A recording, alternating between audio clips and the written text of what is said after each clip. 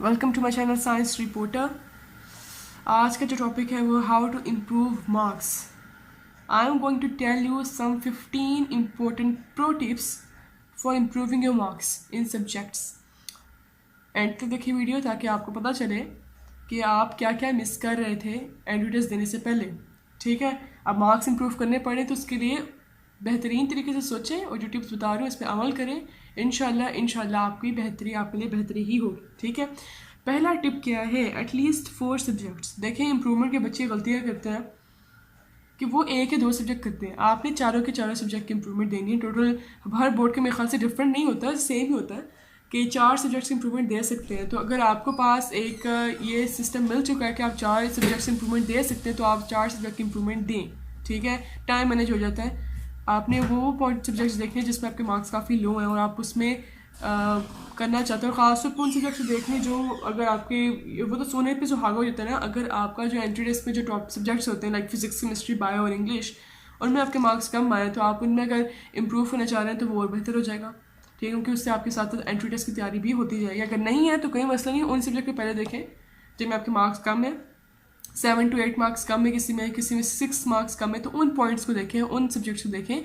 1-2 marks को मत दिखेगा या 3 से 4 मार्क्स को मत दिखेगा। ठीक है, फिर वो कहते हैं जिनके तकरीबन 1000 से नीचे मार्क्स हैं उनको कोशिश करें कि वो 1020 से ऊपर मार्क्स लेंगे इंशाल्लाह, अगर वो इन टिप्स को फॉलो करते हैं।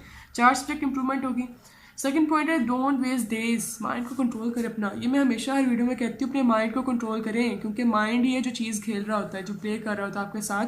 उसको अगर आपने उस चीज़ को अगर आपने उसको कंट्रोल करना सीख लिया तो आपके लिए कोई चीज़ मुश्किल नहीं रहेगी। ठीक है, अपना टाइम ज़ाया ना करें। आपका जब से आपको पता चला कि आपका एंट्री टेस्ट में एडमिशन नहीं हो सकता क्योंकि आपके मार्क्स इतने एलिजिबल नहीं है, तो बच्चा इंप्रूवमेंट के लिए तैयारी करना शुरू कर देता है। तो होगा ये अब ऊपर से ये भी मेरे ख्याल से इंप्रूवमेंट वाले बच्चों के लिए है कि वो कुछ टॉपिक्स एक्सक्लूड कर दिए गए हैं, कुछ हैं कुछ नहीं है, तो वो आप लोगों के लिए काफ़ी फ़ायदेमंद है। तो वो आपने याद रखना है कि आपने सबसे पहले चीज़ों का प्रिंट आउट निकलवा लेना है, जो जो टॉपिक्स इंक्लूड हैं, जो जो टॉपिक्स इंक्लूड नहीं है, ताकि आप एक्स्ट्रा चीज़ें मत पढ़ें। ठीक है, आप टाइम वेस्ट उसमें मत करें। अब यहाँ पे एक स्टडी टाइम लिखा हुआ। स्टडी टाइम देखें, जो स्टार्टिंग पढ़ने वाले बच्चे होते हैं उनके लिए ज़रूरी है कि वो 6 से 7 घंटे जो वो पढ़ें, 6 to 7 आवर जो वो स्टडी करें। ठीक है, स्टडी टाइम उनकी होनी चाहिए।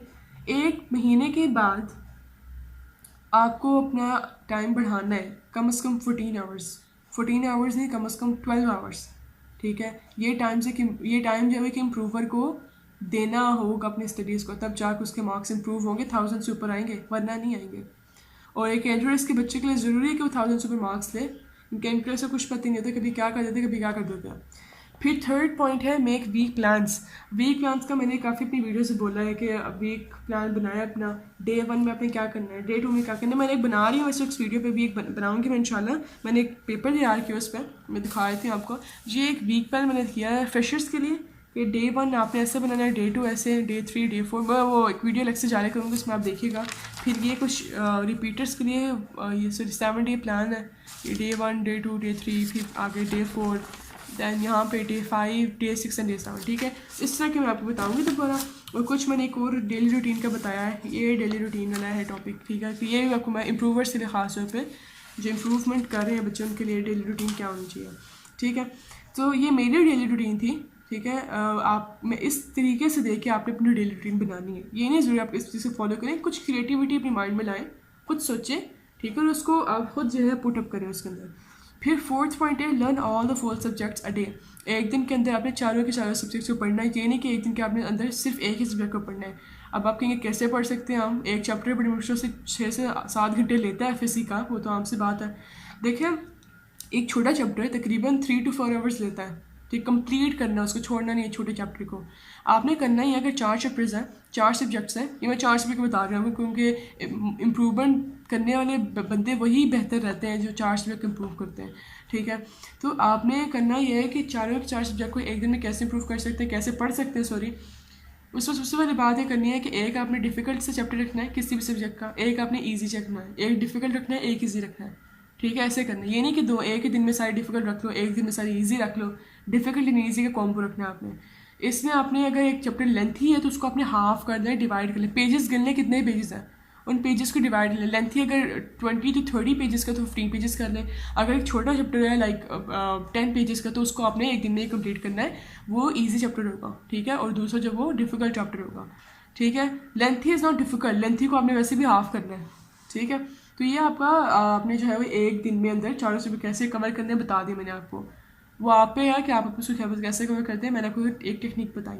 फिर फ्लैश कार्ड्स की बात मैंने की, ये इंट्रोडक्स की वीडियो बनाई थी, उसमें बताया था मैंने कि फ्लैश कार्ड्स का क्या मेजर रोल होता है। अगर आपको चीज़ भूल जाती है या फिर आपको लगता है आपको भूल जाएगी, तो आप एक छोटा सा कार्ड बनाना जिस पे आपने उसके पॉइंट्स रखे हों। खास ऑब्जेक्टिव्स के लिए होता है, MCQs के लिए होता है, लेकिन आप फ्लैश कार्ड्स बनाएं, ठीक है। अच्छा, पेपर सॉल्व करने से पहले आपको पास पेपर्स देखने हैं। पास पेपर्स को प्रिंट करवाना है, ठीक है। पास पेपर्स लाइक 18, 19, 20, लाइक 17, 16, इनके पास जो नई बुक्स आई हैं उनका उन तक करें, पिछले और की जरूरत नहीं है। तो पास पेपर निकलवाएं, उनका प्रिंट निकलवाएं।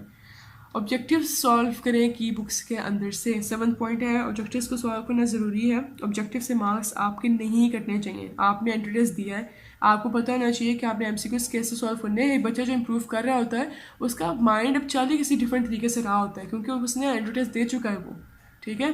तो आपने जो है उसको सॉल्व करना है की बुक से। ऑब्जेक्टिव सॉल्व करना शुरू किया आपने, जहाँ से मिलता है ऑब्जेक्टिव सॉल्व करें। इतना डिफिकल्ट नहीं आता, इंट्रोडक्स की तरह नहीं होता उसका ऑब्जेक्टिव, बट आप सॉल्व करना शुरू करें।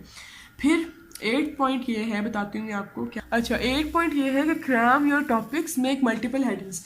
अच्छा, एक ये है बात कि क्रैमिंग इंपॉर्टेंट है, ठीक है, क्योंकि यहाँ पे मार्क्स क्रैमिंग के मिलते हैं। सीधी बात है, कॉन्सेप्चुअल तो आप इंट्रोडक्स के अंदर पढ़ते हो, लेकिन इसमें भी क्रैमिंग है, इंट्रोडक्स में भी क्रैम करें चीज़ों को, रटा मारें, पॉइंट्स रखें करें कि इस टॉपिक के अंदर ये पॉइंट लिखा था, मैं ये लिखूंगा तो मुझे मार्क्स मिलने हैं, ठीक है। हर एक बुक के ऊपर ये हेडिंग्स बना लें अपनी, कि यहाँ से लेकर, और हेडिंग्स बनाए जितनी हो सकता है, मल्टीपल हेडिंग्स बनाए। हेडिंग्स के मार्क्स बनते हैं, एग्जामिनर अंदर चीज़ चेक नहीं करता, हेडिंग्स देखते हैं या 2-3 पॉइंट देखते हैं, वो आगे का काम करना, आगे टिक लगाते जाता है, ठीक है। तो आपने हेडिंग्स मल्टीपल बनानी है।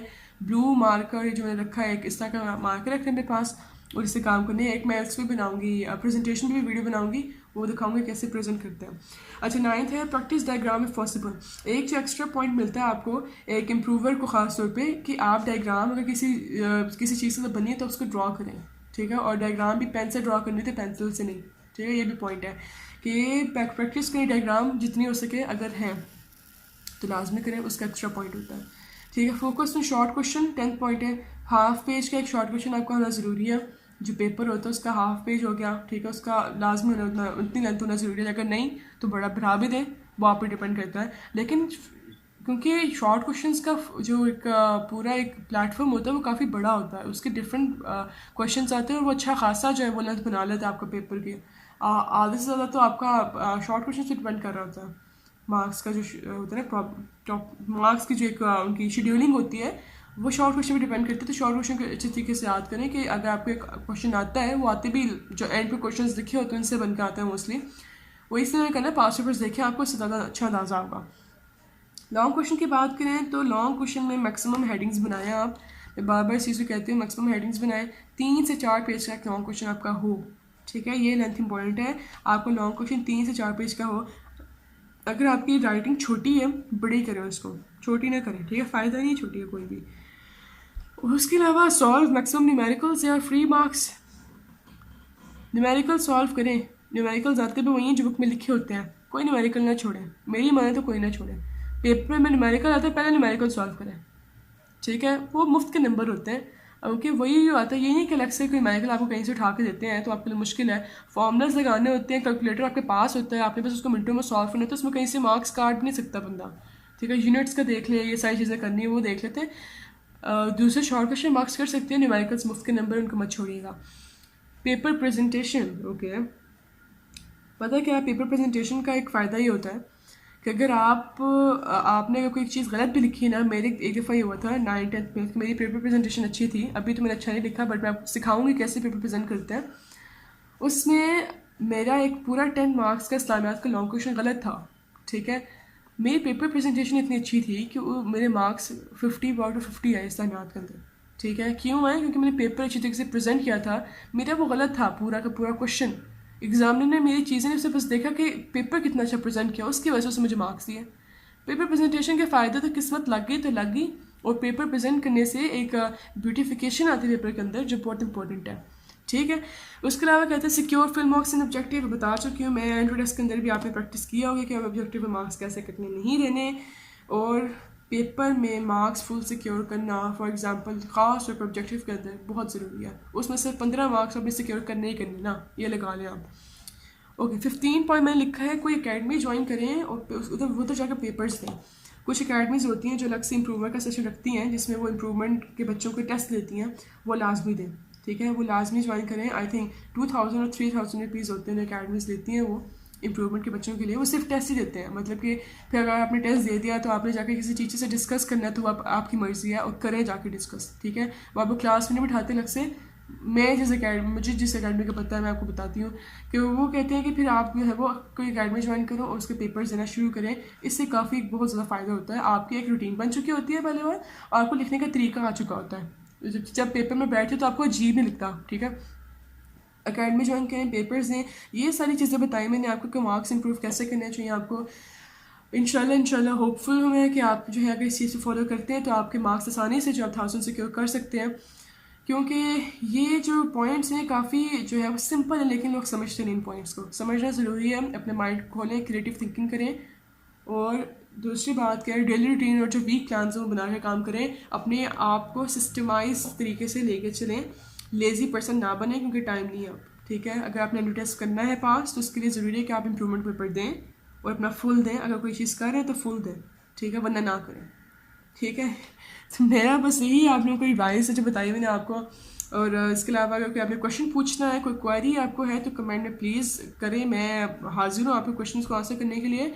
अपने होस्ट साइंस रिपोर्टर को इजाज़त दीजिए, अपना ख्याल रखिएगा, अल्लाह हाफिज़। और दूसरी बात यह है कि लाइक शेयर सब्सक्राइब कर दें ताकि दूसरों का भी फ़ायदा हो जिससे आपका फ़ायदा हो रहा है। बहुत शुक्रिया।